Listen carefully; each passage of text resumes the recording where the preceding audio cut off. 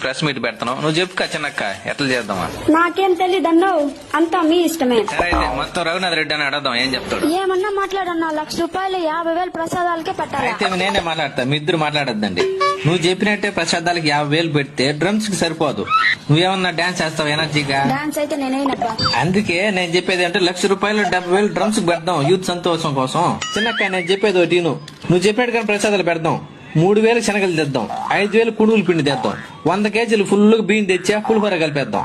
20,000తో ప్రసాదాల ఖర్చులు సరిపోతాయి. ఎక్కువ మంది వచ్చినారనుకో కొంచెం కొంచెం ఇచ్చేద్దాం, ఎక్కువ వద్దు. 30 రకాలు చేసేదాన్ని డబ్బులు సరిపోవక పండగ డ్రమ్స్ మెయిన్, లేకపోతే యూత్ పిల్లకాయలు ఒకరిగా రారు. దానిపైన ఇష్టం కా. నువ్వేమంటావు రన్నదన్నా?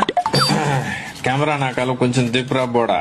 ఎంతసేపు ప్రసాదాల గురించి డ్రమ్స్ గురించే మాట్లాడుతున్నారు కానీ బొమ్మ ఖర్చుంది, ఐవర్ ఖర్చుంది, కలర్ కాగితాలు ఖర్చుండా, ఇవన్నీ ₹1,00,000 సరిపోదబ్బా. మనం ఏం చేద్దామంటే సాఫ్ట్వేర్ వాళ్ళ ఇంటికి పోయి ₹1,00,000 అడదాం ఎక్స్ట్రాగా. వాళ్ళని అడిగితే ఖచ్చితంగా ఇస్తారప్పా. కరెక్టే నువ్వు. వినాయక చవితి పండగ అంటేనే పిల్లకాయల పండగ. వాళ్ళే డబ్బు లేకపోతే మనకు పట్టింది బొక్క.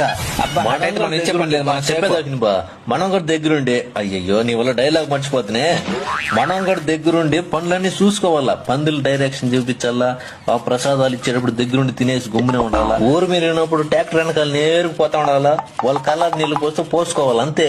అంటే ప్రెస్ మీట్ ఫైనల్ మన రఘునాథ్ అని చెప్పినట్టుగా అన్ని